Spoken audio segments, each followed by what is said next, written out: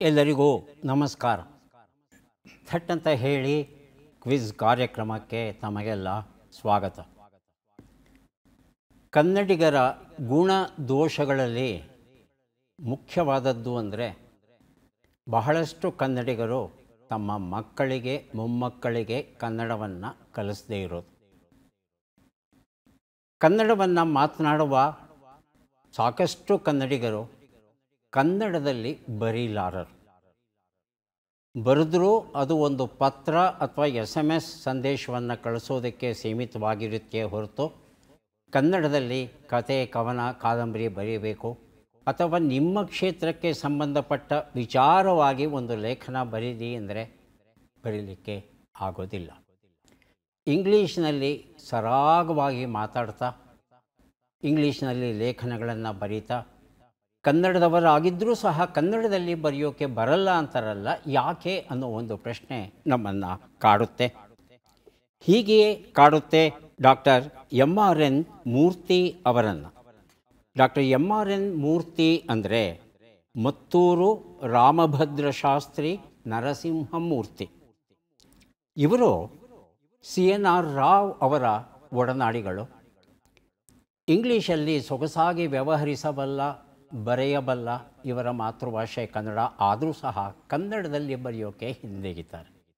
ಆದರೆ ಆ ಹಿಂದೆಗೆತದಲ್ಲಿ ಎಲ್ಲೋ ಒಂದು ಕಡೆಗೆ ಪ್ರಯತ್ನ ಪಡಿ ಏನು ಕಷ್ಟಗಳು ಬರುತ್ತೋ ಅದನ್ನು ಎದುರಿಸೋಣ ಅಂತ ಅವರ ಆಪ್ತರು ಧೈರ್ಯವನ್ನು ನೀಡಿದಾಗ ಲೇಖನಗಳನ್ನು ಬರೆಯೋಕ್ಕೆ ಶುರು ಮಾಡ್ತಾರೆ.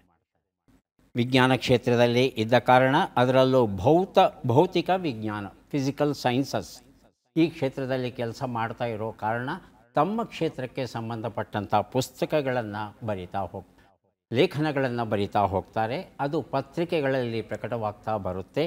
ಹೀಗೆ ಪ್ರಕಟವಾದ ಲೇಖನಗಳನ್ನೆಲ್ಲ ಸೇರಿಸಿ ಒಂದು ಸಂಕಲನದ ರೂಪದಲ್ಲಿ ಹೊರತಂದಿದ್ದಾರೆ. ಅದುವೇ ವಿಜ್ಞಾನಿಯ ಕಣ್ಣೋಟ. ಡಾಕ್ಟರ್ MRN ಮೂರ್ತಿ ಬರೆದಿರುವಂಥ ವಿಜ್ಞಾನಿಯ ಕಣ್ಣೋಟ. ನಮ್ಮ ನೋಟಕ್ಕೂ ವಿಜ್ಞಾನಿಯ ನೋಟಕ್ಕೂ ಬಹಳ ಬಹಳ ಬಹಳ ವ್ಯತ್ಯಾಸ ಇರುತ್ತೆ. ಹಾಗಾಗಿ ಒಬ್ಬ ವಿಜ್ಞಾನಿಯಾಗಿ ಅವರು ಹೇಗೆ ಜಗತ್ತನ್ನು, ಬದುಕನ್ನು, ವಿಜ್ಞಾನವನ್ನು ನೋಡ್ತಾರೆ ಅನ್ನೋದು ಈ ಒಂದು ಪುಸ್ತಕದಲ್ಲಿ ನಮಗೆ ಕಂಡುಬರುತ್ತೆ. ವಿಜ್ಞಾನಿಯ ಕಣ್ಣೋಟ ಅಂತಕ್ಕಂಥ ಈ ಒಂದು ಪುಸ್ತಕದಲ್ಲಿ ವಿಜ್ಞಾನ ಮತ್ತು ತಂತ್ರಜ್ಞಾನದ ಸುಮಾರು 31 ಲೇಖನಗಳು ಇವೆ. ಇಷ್ಟೂ ಲೇಖನಗಳು ಪತ್ರಿಕೆಗಳಲ್ಲಿ ಪ್ರಕಟ ಆಗಿರುವಂಥದ್ದೇ. ಮುಖ್ಯವಾಗಿ ವಿಜ್ಞಾನ ಮತ್ತು ಧರ್ಮ ಯಾವಾಗಲೂ ತಿಕ್ಕಾಟ ಇವೆರಡರ ನಡುವೆ. ಎಲ್ಲಿ ಧರ್ಮ ಕೊನೆಗೊಳ್ಳುತ್ತೋ ಅಲ್ಲಿ ವಿಜ್ಞಾನ ಆರಂಭವಾಗುತ್ತೆ ಅಂತ ಒಂದು ಜನಪ್ರಿಯ ಮಾತು ಉಂಟು. ಆದರೆ ವಿಜ್ಞಾನ ಮತ್ತು ಧರ್ಮ ಎರಡೂ ಸಹ ಒಂದೇ ಸತ್ಯವನ್ನು ಹೇಳೋದಕ್ಕೆ ಪ್ರಯತ್ನ ಪಡ್ತಾ ಇವೆ. ಆದರೆ ಅವು ಬಳಸುವ ಭಾಷೆ ಏನಿದೆ, ಪರಿಭಾಷೆ ಏನಿದೆ, ಟೆಕ್ನಿಕಲ್ ಟರ್ಮ್ಸ್ ಏನಿದೆ, ಅದು ಭಿನ್ನವಾಗಿರುತ್ತೆ. ಹಾಗಾಗಿ ಅರ್ಥ ಮಾಡ್ಕೋಬೇಕಾದ್ರೆ ಈ ಎರಡೂ ಭಾಷೆಯ ಈ ತಾಂತ್ರಿಕ ಪದಗಳು ಏನಿವೆ ಅವುಗಳನ್ನು ಅರ್ಥ ಮಾಡಿಕೊಂಡು ಯಾವುದಕ್ಕೂ ಶರಣಾಗದೆ ಮುಕ್ತ ಮನಸ್ಸಿಂದ ನಾವು ನೋಡ್ತಾ, ಓದ್ತಾ, ವಿಚಾರ ಮಾಡ್ತಾ ಹೋದರೆ ಸತ್ಯ ಏನು ಅನ್ನೋದು ನಮಗೆ ಹೊಳೆಯುತ್ತೆ. ವಿಜ್ಞಾನಿಯ ಕಣ್ಣೋಟ ಈ ಒಂದು ಪುಸ್ತಕದಲ್ಲಿ ಇವರು ವಿಜ್ಞಾನದ ಅನೇಕ ಆಯಾಮಗಳನ್ನು ಬರೀತಾ ವ್ಯಕ್ತಿ ಚಿತ್ರಗಳನ್ನು ಕೊಡ್ತಾ ಹೋಗ್ತಾರೆ. ಡಾರ್ವಿನ್ ಅವರ ಬಗ್ಗೆ ಹೇಳ್ತಾರೆ, ವೃದ್ಧಂ ನರಸಿಂಹ ಅವರ ಬಗ್ಗೆ ಹೇಳ್ತಾರೆ, ಬ್ರದರ್ ಜಾನ್ ಅವರ ಬಗ್ಗೆ ಹೇಳ್ತಾರೆ. ಹಾಗೆಯೇ ಅಲ್ಲೊಂದು ಇಲ್ಲೊಂದು ವಿಜ್ಞಾನದ ಪರಿಮಿತಿಯನ್ನು ದಾಟಿದೆಯೇನೋ ಎನ್ನುವಂಥ ಕೆಲವು ಲೇಖನಗಳು. ಉದಾಹರಣೆಗೆ ಇಸ್ಲಾಂ ಧರ್ಮ ಅನ್ನೋದು, ಉದರ ನಿಮಿತ್ತಂ ಅನ್ನೋದು, ಕೆಲವು ಸ್ವಲ್ಪ ವಿಜ್ಞಾನ, ಸ್ವಲ್ಪ ಸಾಮಾಜಿಕ ಬದುಕಿಗೆ ಸಂಬಂಧಪಟ್ಟಂಥ ಲೇಖನಗಳು. ಹಾಗಾಗಿ ಒಬ್ಬ ವಿಜ್ಞಾನಿಯ ನೋಟ ಹೇಗಿರುತ್ತೆ ಎನ್ನುವ ಕಲ್ಪನೆಯನ್ನು ಪಡೆಯೋದಕ್ಕೆ ಈ ಸೊಗಸಾದ ಕೃತಿಯನ್ನು ನೋಡಬಹುದು. ವಿಜ್ಞಾನಿಯ ಕಣ್ಣೋಟ ಡಾಕ್ಟರ್ MRN ಮೂರ್ತಿ ಅವರು ಬರೆದಿರುವಂಥದ್ದು. ಕಾರ್ಯಕ್ರಮವನ್ನು ಆರಂಭಿಸ್ತಾ ಇದ್ದೇವೆ. ಸ್ಪರ್ಧಿಗಳ ಪರಿಚಯ. ಮೊದಲ ಸ್ಪರ್ಧಿ. ನಮಸ್ಕಾರ, ನನ್ನ ಹೆಸರು ಬಸಪ್ಪ ಭಾಗವತ್ ಅಂತೇಳಿ, ನಿವೃತ್ತ ಸಹಾಯಕ ಕೃಷಿ ಅಧಿಕಾರಿ. ನಾನು ವಾಸ್ತವ್ಯ ಇರೋದು ಮಾರುತಿ ಲೇಔಟ್ ವಸಂತಪುರ ಉತ್ತರಹಳ್ಳಿಯಿಂದ ಬಂದಿದ್ದೇನೆ. ನಾನು ಸಾಮಾಜಿಕ ಕಾರ್ಯಕರ್ತ ಹಾಗೂ ನಟನೆ, ನಾಟಕ ಬರೆಯೋದು, ನಿರ್ದೇಶನ ಮಾಡೋದು, ಸಾಹಿತ್ಯ ರಚನೆ, ಕವನ ಎಲ್ಲದೂ ಕೂಡ ನನಗೆ ಹವ್ಯಾಸ ಇದೆ. ನಮಸ್ಕಾರ. ಬಸಪ್ಪ ಅವರಿಗೆ ಸ್ವಾಗತವನ್ನು ಕೋರ್ತಾ ಇದ್ದೇವೆ. ಮುಂದಿನ ಸ್ಪರ್ಧಿ. ಎಲ್ರಿಗೂ ನಮಸ್ಕಾರ. ನನ್ನ ಹೆಸರು ಪ್ರಕಾಶ್. ನಾನು ಬೆಂಗಳೂರು ಅಕ್ಷಯನಗರ ಬನ್ನೇರುಘಟ್ಟ ರೋಡ್ ಅಲ್ಲಿಂದ ಬಂದಿದ್ದೇನೆ. ಮೂಲತಃ ನಮ್ಮ ಊರದು ಶಿವಮೊಗ್ಗ. ನಾನು ಪಂಜಾಬ್ ನ್ಯಾಷನಲ್ ಬ್ಯಾಂಕಲ್ಲಿ ಉದ್ಯೋಗವನ್ನು ಮಾಡಿ ನಿವೃತ್ತನಾಗಿದ್ದೇನೆ. ತಾವು ನಮ್ಮ ಬ್ಯಾಂಕ್ನಲ್ಲಿ ಭಾಳ ಹಿಂದೆ ಕಾರ್ಯಕ್ರಮ ನಡೆಸ್ಕೊಟ್ಟಿದ್ರು, ಕ್ವಿಜ್ ಕಾರ್ಯಕ್ರಮ. ಅದರಲ್ಲಿ ನಾನು ಭಾಗವಹಿಸಿದ್ದೆ. ತುಂಬ ಸಂತೋಷ. ನನ್ನ ಹವ್ಯಾಸ ಹಾಡು ಹೇಳೋದು ಮತ್ತು ಕೇಳೋದು ಮತ್ತು ಟಿ ವಿ ಕಾರ್ಯಕ್ರಮಗಳನ್ನು ನೋಡೋದು. ತುಂಬ ಸಂತೋಷ. ಕಾರ್ಯಕ್ರಮಕ್ಕೆ ಸ್ವಾಗತವನ್ನು ಕೋರ್ತಾ ಇದ್ದೇವೆ ತಮಗೆ. ನಮ್ಮ ಮುಂದಿನ ಸ್ಪರ್ಧಿ. ಎಲ್ಲರಿಗೂ ನಮಸ್ಕಾರ. ನಾನು ಜಿ ವಿ ಮಂಜುನಾಥ್ ಅಂತ, ಸ್ಟೇಟ್ ಬ್ಯಾಂಕ್ ಆಫ್ ಇಂಡಿಯಾ ನಿವೃತ್ತ ನೌಕರ. ಊರು ಬಂದು ಗೋಪನಹಳ್ಳಿ, ಚಳ್ಳಕೆರೆ ತಾಲೂಕು, ಚಿತ್ರದುರ್ಗ ಡಿಸ್ಟಿಕ್. ಪ್ರಸ್ತುತ ತುಮಕೂರಿನಲ್ಲಿ ವಾಸ. ನನ್ನ ಹವ್ಯಾಸಗಳು ಬಂದು ಹಾಡು ಕೇಳೋದು, ಕ್ರಿಕೆಟ್ ನೋಡೋದು, ಹಳೆಯ ಚಿತ್ರಗೀತೆ ಕೇಳೋದು, ಪೇಪರ್ ಓದೋದು. ಮಂಜುನಾಥ್ ಅವರಿಗೆ ಸ್ವಾಗತವನ್ನು ಕೋರ್ತಾ ಇದ್ದೇವೆ. ಮೂವರು ಸಿದ್ಧವಾಗಿದ್ದರೆ ಕಾರ್ಯಕ್ರಮ ಆರಂಭಿಸೋಣ. ಮೊದಲಿಗೆ ನಿಯಮಗಳನ್ನು ಒಮ್ಮೆ ನೋಡಿಬಿಡೋಣ. ಒಟ್ಟು 10 ಪ್ರಶ್ನೆಗಳು. ಮೊದಲು ಬಜರ್ ಒತ್ತಿದವರಿಗೆ ಉತ್ತರ ನೀಡುವ ಅವಕಾಶ. ಪ್ರತಿ ಸರಿ ಉತ್ತರಕ್ಕೆ ಒಂದು ಪುಸ್ತಕ ಬಹುಮಾನ. ಆಯ್ಕೆಗಳು ಬರುವ ಮೊದಲೇ ಬಜರ್ ಒತ್ತಿ ಸರಿ ಉತ್ತರ ನೀಡಿದರೆ 2 ಪುಸ್ತಕ ಬಹುಮಾನ. 100 ಅಂಕ ಗಳಿಸಿದವರಿಗೆ ಒಂದು ಪುಸ್ತಕವನ್ನು ವಿಶೇಷ ಬಹುಮಾನವಾಗಿ ಕೊಡ್ತೇವೆ. ನಕಾರಾತ್ಮಕ ತಂತ್ರಗಳಿಗೆ ಅವಕಾಶವಿಲ್ಲ. ಕಾರ್ಯಕ್ರಮದ ಮೊದಲ ಪುಸ್ತಕ ಸ್ವಸ್ಥ, ಡಾಕ್ಟರ್ ನಾ ಸೋಮೇಶ್ವರ ಬರೆದಂಥ ಪುಸ್ತಕ. ಮೊದಲ ಪ್ರಶ್ನೆ ಈಗ ಬಂತು. ಕ್ರಿಸ್ತಶಕ 540ರಲ್ಲಿ ಚಾಲುಕ್ಯ ವಂಶವನ್ನು ಯಾರು ಸ್ಥಾಪಿಸಿದರು ಎನ್ನಲಾಗಿದೆ? ಆಯ್ಕೆಗಳನ್ನು ನೋಡೋಣ. ಜಯಸಿಂಹ, ಪುಲಿಕೇಶಿ 1, ಪುಲಿಕೇಶಿ 2, ರಣರಾಗ. ಮೊದಲಿಗೆ ಮಂಜುನಾಥ್, ಆನಂತರ ಬಸಪ್ಪ. ಆಯ್ಕೆ 2 ಸರ್. ಆಯ್ಕೆ 2 ಇಮ್ಮಡಿ ಪುಲಿಕೇಶಿ ಅಂತ ಹೇಳ್ತಾ ಇದ್ದರೆ ಆಯ್ಕೆ 2 ಅಲ್ವಾ? 1ನೇ ಪುಲಿಕೇಶಿ. ನಮ್ಮದು ಆಯ್ಕೆ 2 ಸರ್. ಪುಲಿಕೇಶಿ 1. 2ನೇ ಆಯ್ಕೆನೇನಾ? ಹೌದಾ? ಉತ್ತರವನ್ನು ನೋಡೋಣ. 2ನೇ ಆಯ್ಕೆ 1ನೇ ಪುಲಿಕೇಶಿ. ಉತ್ತರ ಸರಿಯಾಗಿದೆ. ಸ್ವಸ್ಥ ಎನ್ನುವ ಈ ಒಂದು ಪುಸ್ತಕವನ್ನು ಮಂಜುನಾಥ್ ಅವರಿಗೆ ಕೊಡ್ತಾ ಇದ್ದೇವೆ. ಆ 1ನೇ ಪುಲಿಕೇಶಿ ಹಾರೀತ ಪುತ್ರ. ಎಲ್ಲ ಚಾಲುಕ್ಯರು ತಮ್ಮ ಪ್ರವರವನ್ನು ಹೇಳ್ಕೋಬೇಕಾದ್ರೆ ತಾವು ಹಾರೀತ ಪುತ್ರರು, ಮಾನವ್ಯಸ ಗೋತ್ರದವರು ಅಂತ ಹೇಳ್ಕೋತಾರೆ. ಬಹುಶಃ ಕದಂಬರು ಅಂತ ಯಾರು ನಮ್ಮ ರಾಜ್ಯವನ್ನು, ನಮ್ಮ ದೇಶವನ್ನು ಆಳಿದ್ರು, ಆ ಕದಂಬರ ಸಂತತಿಯವರೇ ಇರಬೇಕು ಚಾಳುಕ್ಯರು ಎನ್ನುವ ಒಂದು ವಾದ ನಮ್ಮಲ್ಲಿ, ನಮ್ಮ ತಜ್ಞರಲ್ಲಿ ಉಂಟು. ಪುಲಿಕೇಶಿ, 1ನೇ ಪುಲಿಕೇಶಿ ಈ ಒಂದು ಚಾಲುಕ್ಯ ವಂಶವನ್ನು ಸ್ಥಾಪಿಸ್ತಾನೆ. ಜೀವನ ಮೈತ್ರಿ ಎನ್ನುವ ಪುಸ್ತಕ ಡಾಕ್ಟರ್ ಎನ್ ಮುರಳೀಧರ ಇದನ್ನು ಬರೆದಿದ್ದಾರೆ. ನಮ್ಮ ಪ್ರಶ್ನೆ: ಮೊದಲ ಮನೋಹರ ಪರಿಕ್ಕರ್ ಯುವ ವಿಜ್ಞಾನಿ ಪ್ರಶಸ್ತಿ ಯಾರಿಗೆ ದೊರೆತಿದೆ? ಆಯ್ಕೆಗಳನ್ನು ನೋಡೋಣ. ಮಾಧವರಾಜ್ ಎಸ್, ರಿತು ಕರಿದಾಲ್, ವೀರಮುತ್ತುವೇಲ್, ಕಲ್ಪನಾ ಕಾಳಹಸ್ತಿ. ಮೊದಲಿಗೆ ಮಂಜುನಾಥ್, ಆನಂತರ ಪ್ರಕಾಶ್. ಆಯ್ಕೆ 1 ಸರ್. ಆಯ್ಕೆ 1 ಮಾಧವರಾಜ್ ಎಸ್. ಆಯ್ಕೆ 4 ಕಲ್ಪನಾ ಕಾಳಹಸ್ತಿ. ಕಲ್ಪನಾ ಕಾಳಹಸ್ತಿ. ಉತ್ತರವನ್ನು ನೋಡೋಣ. ಮಾಧವರಾಜ್ ಎಸ್ ಅನ್ನೋದು ಸರಿಯಾದ ಉತ್ತರ. ಈ ಉತ್ತರವನ್ನು ಮಂಜುನಾಥ್ ಅವರು ಕೊಟ್ಟಿದ್ದಾರೆ. ಜೀವನ ಮೈತ್ರಿ ಎನ್ನುವ ಈ ಪುಸ್ತಕವನ್ನು ಅವರಿಗೆ ಕೊಡ್ತಾ ಇದ್ದೇವೆ. ಇಸ್ರೋ ಸಂಸ್ಥೆಯಲ್ಲಿ ಇವರು ಯುವ ವಿಜ್ಞಾನಿಗಳು. ನಮ್ಮ ಬೆಂಗಳೂರಲ್ಲಿ ಇರ್ತಕ್ಕಂಥ UR ಉಪಗ್ರಹ ಕೇಂದ್ರ ಏನಿದೆ ಅಲ್ಲಿ ಇವರು ಕೆಲಸವನ್ನು ಮಾಡ್ತಾರೆ. ಚಂದ್ರಯಾನ 3ರಲ್ಲಿ ಈ ರೋವರ್ ಲ್ಯಾಂಡರ್ಗಳಿದ್ವಲ್ಲ, ಅವು ಸುರಕ್ಷಿತವಾಗಿ ಕೆಳಗೆ ಇಳಿಯೋದಕ್ಕೆ ಅಗತ್ಯವಾದಂಥ ತಂತ್ರಜ್ಞಾನ ಏನಿದೆ ಅದನ್ನು ರೂಪಿಸಿದಂತೆ. ಯಾಕಂದರೆ ಹಿಂದೆ ಏನಾಗಿತ್ತು, ಅದು ನಿಧಾನವಾಗಿ ಇಳಿಯೋಕ್ಕೆ ಆಗದೆ ನೇರವಾಗಿ ಚಂದ್ರನ ಮೈಗೆ ಅಪ್ಪಳಿಸಿ ಬಿಟ್ಟಿತ್ತು. ಆದರೆ ಈ ಸಲ ಬಹಳ ಎಚ್ಚರಿಕೆಯಿಂದ ಯಶಸ್ವಿಯಾಗಿ ಕೆಳಗೆ ಇಳಿತಲ್ಲ, ಆ ತಂತ್ರಜ್ಞಾನವನ್ನು ರೂಪಿಸಿದವರಂತೆ ಮಾಧವರಾಜ್ ಎಸ್ ಅವರು. ಹಾಗಾಗಿ ನಮ್ಮ ದೇಶದ ಮಾಜಿ ರಕ್ಷಣಾ ಸಚಿವರಾಗಿರ್ತಕ್ಕಂಥ ಪರಿಕ್ಕರ್ ಅವರೇನಿದ್ದಾರೆ ಅವರ ಹೆಸರಲ್ಲಿ ಒಂದು ಪ್ರಶಸ್ತಿ ಕೊಡ್ತಾ ಇದ್ದಾರೆ. ಇದನ್ನು ಗೋವಾ ಸರ್ಕಾರ ನೀಡ್ತಾ ಇದೆ. 5 ಲಕ್ಷ ರೂಪಾಯಿಗಳು. ನಮ್ಮ ದೇಶದಲ್ಲಿ ಒಬ್ಬ ವಿಜ್ಞಾನಿಗೆ ಸಲ್ಲಬಹುದಾದ ಅತಿ ಹೆಚ್ಚಿನ ಮೊತ್ತದ ಪ್ರಶಸ್ತಿ 5 ಲಕ್ಷದ ಪ್ರಶಸ್ತಿ ಮನೋಹರ ಪರಿಕ್ಕರ್ ಯುವ ವಿಜ್ಞಾನಿ ಪ್ರಶಸ್ತಿ. ಸದಾ ಪ್ರವಹಿಸುವ ಕಥೆಗಳು, ಗಿರೀಶ ಜಕಾಪುರೆ ಅವರು ಸಂಪಾದನೆ ಮಾಡಿರುವ ಕೃತಿ ಇದು. ಪ್ರಶ್ನೆ: ಪಾಂಡ್ಯರು ತಮ್ಮನ್ನು ತಾವು ಚಂದ್ರವಂಶದ ಅರಸರೆಂದು ಯಾರ ಉದಾಹರಣೆಯನ್ನು ನೀಡುತ್ತಾರೆ? ಆಯ್ಕೆಗಳನ್ನು ನೋಡೋಣ. ಆಯಸ್ಸು, ಯಯಾತಿ, ನಹುಷ, ಪುರೂರವ. ಮೊದಲಿಗೆ ಮಂಜುನಾಥ್, ಆನಂತರ ಪ್ರಕಾಶ್. ಆಯ್ಕೆ 2 ಸರ್, ಯಯಾತಿ. ಯಯಾತಿ ಅಂತ ಹೇಳ್ತಾ ಇದ್ದಾರೆ ಪ್ರಕಾಶ್. ಪುರೂರವ. ಪುರೂರವ ಆಯ್ಕೆ 4. ಉತ್ತರವನ್ನು ನೋಡೋಣ. ಪುರೂರವ ಸರಿಯಾದ ಉತ್ತರ. ಪ್ರಕಾಶ್ ಈ ಉತ್ತರವನ್ನು ಕೊಟ್ಟಿದ್ದಾರೆ. ಸದಾ ಪ್ರವಹಿಸುವ ಕಥೆಗಳು ಎನ್ನುವ ಈ ಒಂದು ಪುಸ್ತಕವನ್ನು ಅವರಿಗೆ ಕೊಡ್ತಾ ಇದ್ದೇವೆ. ನಮ್ಮ ನಂಬಿಕೆಯ ಅನ್ವಯ, ಪುರಾಣದ ಅನ್ವಯ ಬ್ರಹ್ಮನ ಮಗ ಅತ್ರಿ, ಅತ್ರಿ ಮತ್ತು ಅನಸೂಯರ ಮಗ ಚಂದ್ರ, ಚಂದ್ರ ಮತ್ತು ತಾರೆಯರ ಮಗ ಬುಧ, ಬುಧನ ಮಗ ಪುರೂರವಸ್. ಈ ಪುರೂರವನ ಸಂತತಿ ತಾವು ಅಂತ ಹೇಳ್ಕೋತಾರೆ ಪಾಂಡ್ಯರು. ವೆಲ್ವಿಕುಡಿ ಶಾಸನ ಅಂತ ಒಂದು ಶಾಸನ ಇದೆ.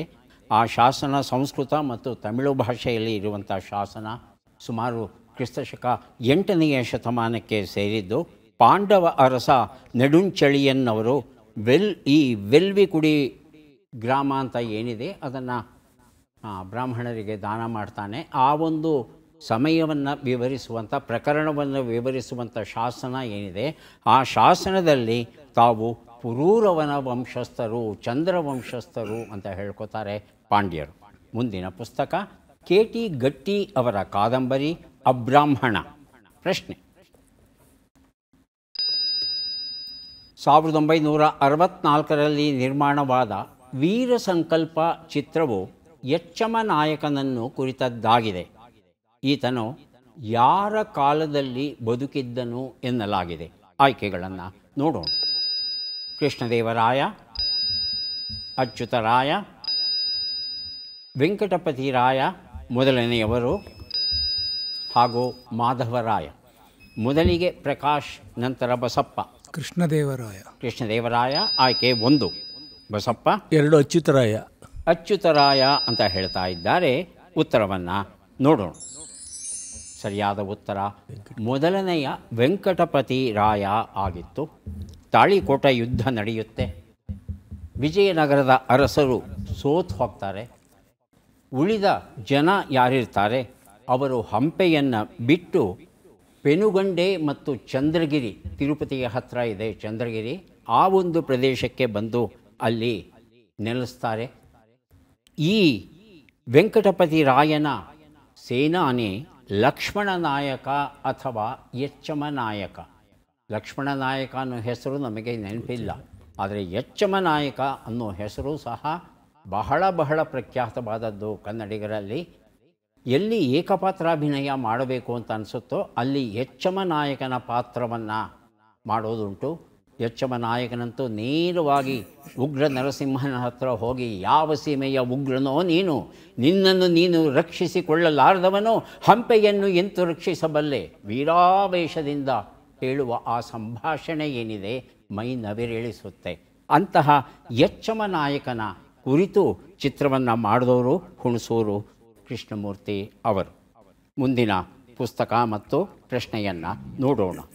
ಬಹುಜನರ ಕವಿತೆಗಳು, ರಮೇಶ್ ಸುರ್ವೆ ಅವರು ಬರೆದಿರುವಂಥದ್ದು ನಮ್ಮ ಪ್ರಶ್ನೆ.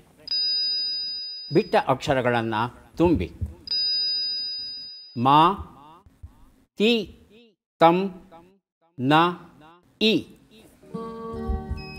ಬಜ್ಜರಾಗಲೇ ಒತ್ತಿದ್ದಾರೆ ಪ್ರಕಾಶ್ ಅವರು. ಉತ್ತರವನ್ನು ಕೇಳೋಣ. ಮಾಹಿತಿ ತಂತ್ರಜ್ಞಾನ ಇಲಾಖೆ. ಮಾಹಿತಿ ತಂತ್ರಜ್ಞಾನ ಇಲಾಖೆ ಅಂತ ಹೇಳ್ತಾ ಇದ್ದಾರೆ. ಸರಿ ಇರಬಹುದಾ ಬಸಪ್ಪನವರೇ? ಸರಿ ಇದೆ. ಸರಿ ಇದೆ. ಉತ್ತರವನ್ನು ನೋಡೋಣ. ಮಾಹಿತಿ ತಂತ್ರಜ್ಞಾನ ಇಲಾಖೆ ಉತ್ತರ ಸರಿಯಾಗಿದೆ.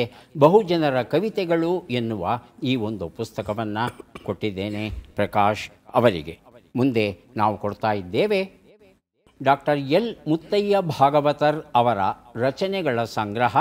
Karnataka Kalashri doctor T N Padma ಈ ಕೆಲಸವನ್ನು ಸಂಗ್ರಹದ ಕೆಲಸವನ್ನು ಮಾಡಿದ್ದಾರೆ. ನಮ್ಮ ಪ್ರಶ್ನೆ, ಈ ಕೆಳಗಿನ ಲೆಕ್ಕಗಳನ್ನು ಪೂರ್ಣಗೊಳಿಸಿ ಉತ್ತರಗಳನ್ನೆಲ್ಲ ಕೂಡಿ ಅಂತಿಮ ಉತ್ತರವನ್ನು ನೀಡಿ. ಲೆಕ್ಕಗಳು ಈಗ ಬಂತು. 72 ಕೂಡು 29, 96 ಕಳೆ 24, 12 ಗುಣಿಸು 12, 150 ಭಾಗಿಸು 5.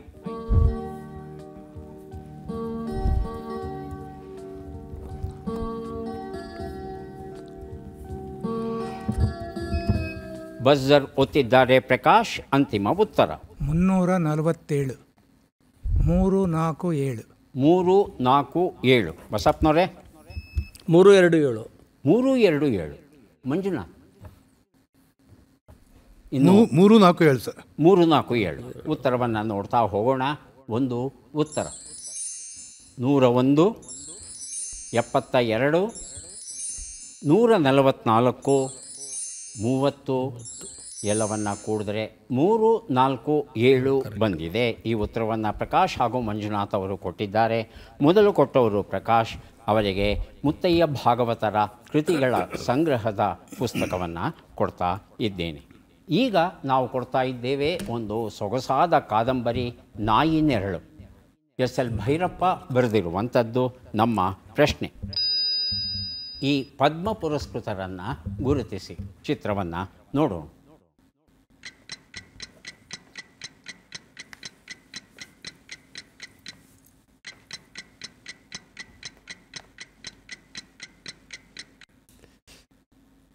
ಆಯ್ಕೆಗಳನ್ನು ನೋಡೋಣ.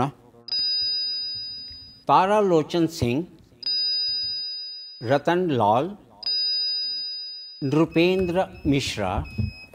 ಮೊದಲಿಗೆ ಮಂಜುನಾಥ್, ನಂತರ ಬಸಪ್ಪ. ಆಯ್ಕೆ 2 ಸರ್. ರತನ್ ಲಾಲ್. ಆಯ್ಕೆ 2. ಬಸಪ್ಪನವರೇ 2. 2. ಆಯ್ಕೆ 4. ಪ್ರಕಾಶ್ ರಾವ್ ಆಶಾವಾದಿ. ಉತ್ತರವನ್ನು ನೋಡೋಣ. ರತನ್ ಲಾಲ್ ಅನ್ನೋದು ಸರಿಯಾದ ಉತ್ತರ. ಈ ಉತ್ತರವನ್ನು ಮಂಜುನಾಥ್ ಅವರಲ್ವ ಕೊಟ್ಟದ್ದು. ನಾಯಿ ನೆರಳು ಈ ಒಂದು ಕಾದಂಬರಿ ಕೃತಿಯನ್ನು ತಮಗೆ ಕೊಡ್ತಾ ಇದ್ದೇವೆ. ಯಾರು ರತನ್ ಲಾಲ್? ಗೊತ್ತಿಲ್ಲ. ತಮಗೇನಾದರೂ ಗೊತ್ತಿದೆಯಾ ಬಸಪ್ಪನವರೇ? ಇಲ್ಲ, ಬಟ್ ಪೇಪರಲ್ಲಿ ಹೊಡಿದ ನೆನಪು ಓದಿದ್ದೀನಿ. ಏನೋ ಅಂತ ಗೊತ್ತಾಗಿಲ್ಲ. ರತನ್ ಲಾಲ್ ಅವರಿಗೆ ಪದ್ಮಶ್ರೀ ಗೌರವವನ್ನು ನೀಡಿದೆ ನಮ್ಮ ದೇಶ. ಮಣ್ಣು ವಿಜ್ಞಾನ, ಸಾಯಿಲ್ ಸೈನ್ಸ್ ಅಂತ ಏನು ಕರೀತೇವೆ, ಆ ಒಂದು ಕ್ಷೇತ್ರದಲ್ಲಿ ಅದ್ಭುತವಾದ ಸಾಧನೆಯನ್ನು ಮಾಡಿದ್ದಾರೆ.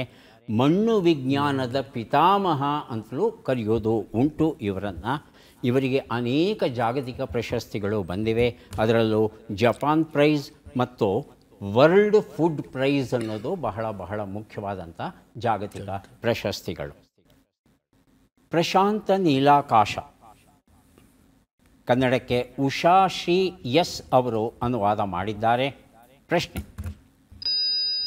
ಈ ಅಕ್ಷರಗಳನ್ನು ಸರಿಯಾಗಿ ಜೋಡಿಸಿ. ಸಂ, ಕೆ, ಯಾ, ಲೇ, ಚಿ, ಎ, ಡಿ, ಯಾ.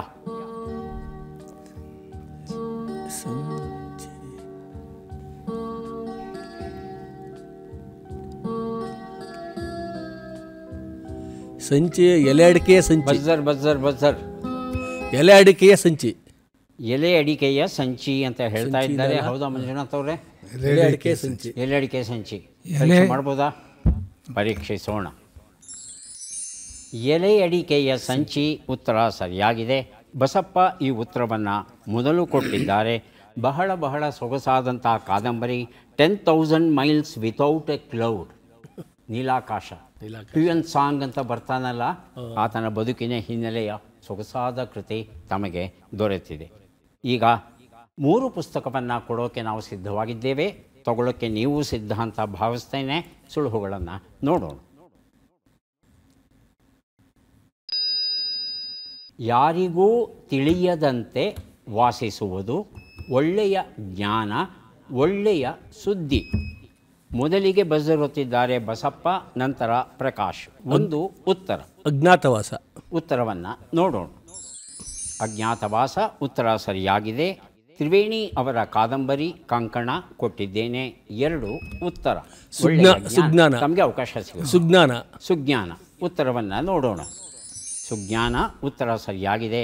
ಜ್ಞಾನಗಂಗಾ ಎನ್ನುವ ಪುಸ್ತಕ ಕೊಟ್ಟಿದ್ದೇನೆ. 3 ಉತ್ತರ. ಒಳ್ಳೆಯ ಸುದ್ದಿ. ಸುವಾರ್ತೆ ಉತ್ತರವನ್ನು ನೋಡೋಣ. ಉತ್ತರ ಸರಿಯಾಗಿದೆ. OL ನಾಗಭೂಷಣ ಸ್ವಾಮಿ ಅವರು ಕನ್ನಡಕ್ಕೆ ಅನುವಾದ ಮಾಡಿರುವ ಭಿನ್ನಪ ಎನ್ನುವ ಟಾಲ್ಸ್ಟಾಯ್ ಕೃತಿಯನ್ನು ತಮಗೆ ಕೊಟ್ಟಿದ್ದೇವೆ. ಈಗ ನಾವೆಲ್ಲ ಬಂದಿದ್ದೇವೆ ಕಾರ್ಯಕ್ರಮದ ಕೊನೆಯ ಘಟ್ಟಕ್ಕೆ. ಚಟ್ಪಟ್ ಚಿನ್ಕುರುಳಿ. ಒಬ್ಬೊಬ್ಬರಿಗೆ 5 ಪ್ರಶ್ನೆಗಳು. ಮೊದಲ ಅವಕಾಶ ಬಸಪ್ಪ ಅವರಿಗೆ. ಸಿದ್ಧವಾಗಿದ್ದರೆ ಆರಂಭಿಸ್ತೀವಿ. ಮೊದಲ ಪ್ರಶ್ನೆ. ಕಿವಿ ನೆಟ್ಟಗಾಗು ಎನ್ನುವ ನುಡಿಗಟ್ಟಿನ ಅರ್ಥವೇನು? ಗಮನವನ್ನು ಸೆಳೆ, ಚಳಿ ಹೆಚ್ಚಾಗು. ಗಮನವನ್ನು ಸೆಳೆ. ಮುಂದಿನ ಪ್ರಶ್ನೆ. ಸೂಕ್ಷ್ಮತ್ವ ಎಂಬ ಅರ್ಥವನ್ನು ಕೊಡುವ ಶಬ್ದ ಯಾವುದು? ಅಣಿಮ, ಗರಿಮ. ಮುಂದಿನ ಪ್ರಶ್ನೆ. ಇಲ್ವಲ ಮತ್ತು ವಾತಾಪಿ ಎಂಬ ರಾಕ್ಷಸರ ತಂದೆ ತಾಯಿ ಯಾರು? ದುರ್ವಾಸ, ಅಜಾಮುಖಿ, ವಿಶ್ವಾಮಿತ್ರ, ಕೃಷ್ಣಮುಖಿ. ಅಜಾಮುಖಿ. ಮೊದಲನೇದ ದುರ್ವಾಸ ಮತ್ತು ಅಜಾಮುಖಿ. 4ನೇ ಪ್ರಶ್ನೆ. ಈ ಗಾದೆಯನ್ನು ಪೂರ್ಣಗೊಳಿಸಿ. ಇದ್ದ ಮೂವರಲ್ಲಿ ಕದ್ದವರಾರು. 5ನೇ ಪ್ರಶ್ನೆ. ಈ ಒಗಟನ್ನು ಬಿಡಿಸಿ. ನನ್ನನ್ನು ನೀವು ಕಳೆದುಕೊಳ್ಳಲಾರಿರಿ. ಏನೇ ಪ್ರಯತ್ನ ಪಟ್ಟರೂ ಕಳ್ಕೊಳ್ಳೋಕೆ ಸಾಧ್ಯ ಇಲ್ವಂತೆ ಇವರನ್ನು. ಯಾರಿವರು? ಸಾವು. ಉತ್ತರವನ್ನು ನೋಡೋಣ. ಕಿವಿ ನೆಟ್ಟಗಾಗು, ಗಮನವನ್ನು ಸೆಳೆ. ಉತ್ತರ ಸರಿಯಾಗಿದೆ. 2 ಉತ್ತರ. ಸೂಕ್ಷ್ಮತ್ವ, ಅಣಿಮ. ಅಷ್ಟಸಿದ್ಧಿಗಳಲ್ಲಿ ಮೊದಲನೇದು ಅಣಿಮ, ಲಘಿಮ, ಗರಿಮ. ಪ್ರಾಪ್ತಿ, ಪ್ರಾಕಾಮ್ಯ, ಈಶತ್ವ, ವಶಿತ್ವಂಚ ಅಷ್ಟಸಿದ್ಧಯ ಅಂತ ಹೇಳ್ತಾರೆ. 3ನೇ ಪ್ರಶ್ನೆಗೆ ಉತ್ತರವನ್ನು ನೋಡೋಣ. ದುರ್ವಾಸ ಮತ್ತು ಅಜಾಮುಖಿ ಸರಿಯಾದ ಉತ್ತರ ಕೊಟ್ಟಿದ್ದೀರಿ. 4ನೇ ಪ್ರಶ್ನೆಗೆ ಉತ್ತರ. ಇದ್ದ ಮೂವರಲ್ಲಿ ಕದ್ದವರಾರು. ಉತ್ತರ ಸರಿಯಾಗಿದೆ. 5ನೇ ಪ್ರಶ್ನೆ. ನೆರಳನ್ನು ಕಳ್ಕೊಳ್ಳಿಕ್ಕೆ ಸಾಧ್ಯ ಇಲ್ಲ. ದೇಹ ಇರೋವರೆಗೂ ನೆರಳು ಅನಿವಾರ್ಯ. ಎಷ್ಟು ಸರಿ ಉತ್ತರ ಕೊಟ್ರಿ? 3 ಅಲ್ವಾ? 3 ಪುಸ್ತಕಗಳನ್ನು ತಮಗೆ ಕೊಡ್ತಾ ಇದ್ದೇವೆ. ಈಗ ಅವಕಾಶ ಪ್ರಕಾಶ್ ಅವರಿಗೆ ಬರ್ತಾ ಇದೆ. ಸಿದ್ಧವಾಗಿದ್ದರೆ ಆರಂಭಿಸ್ತೇವೆ. ಮೊದಲ ಪ್ರಶ್ನೆ. ಕಿವಿ ಹಿಂಡು ಎನ್ನುವ ನುಡಿಗಟ್ಟಿನ ಅರ್ಥವೇನು? ಬುದ್ಧಿಯನ್ನು ಹೇಳು, ಶಿಕ್ಷೆಯನ್ನು ಕೊಡು. ಬುದ್ಧಿಯನ್ನು ಹೇಳು. ಮುಂದಿನ ಪ್ರಶ್ನೆ. ಮಗ, ಪ್ರೀತಿ ಪಾತ್ರನಾದವನು ಎಂಬ ಅರ್ಥವನ್ನು ಕೊಡುವ ಶಬ್ದ ಯಾವುದು? ಅಣುಗ, ಸೊಣಗ. ಅಣುಗ. ಮುಂದಿನ ಪ್ರಶ್ನೆ.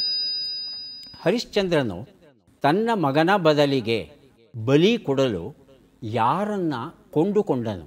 ಶುನಶೇಫ, ಅಜೀಗರ್ತ. ಶುನಶೇಫ. ಮುಂದಿನ ಪ್ರಶ್ನೆ. ಈ ಗಾದೆಯನ್ನು ಪೂರ್ಣಗೊಳಿಸಿ. ತನಗಿಲ್ಲದ್ದು.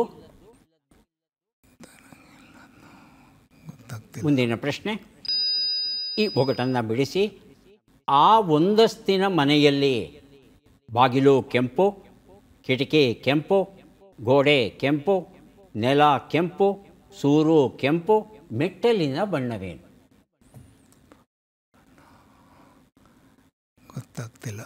ಗೊತ್ತಾಗ್ತಾ ಇಲ್ಲ. ಉತ್ತರವನ್ನು ನೋಡ್ತಾ ಹೋಗೋಣ.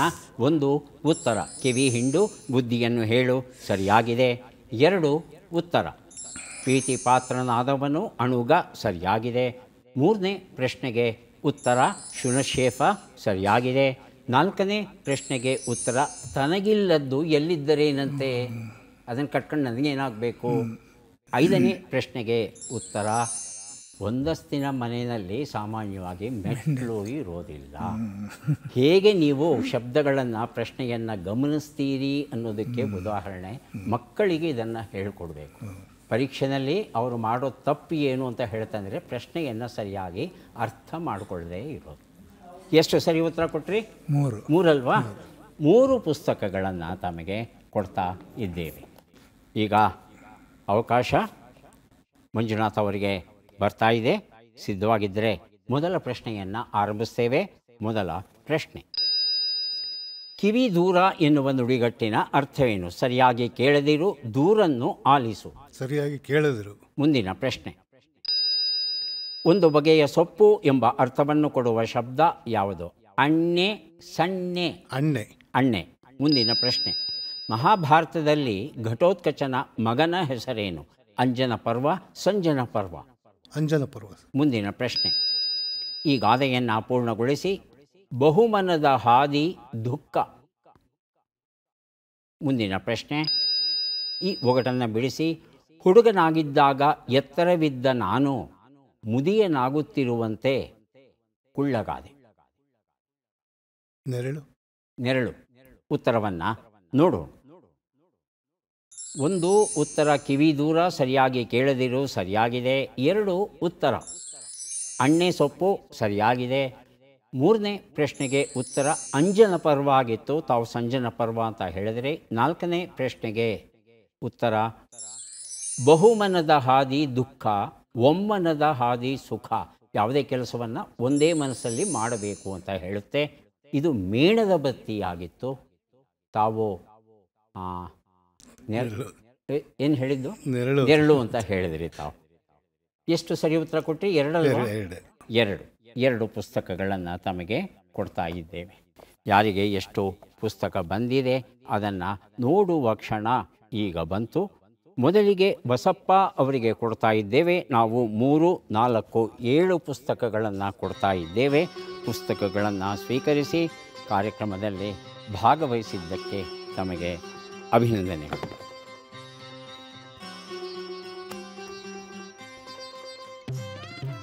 ಪ್ರಕಾಶ್ ಅವರಿಗೆ ಸಿಗ್ತಾ ಇದೆ 3, 2, 5, 5, 6 ಪುಸ್ತಕ. ಅಭಿನಂದನೆ.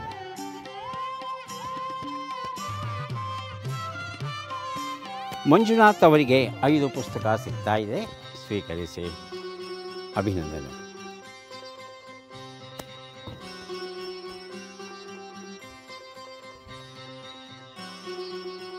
ಮತ್ತೆ ಭೇಟಿಯಾಗೋಣ. ನಮಸ್ಕಾರ.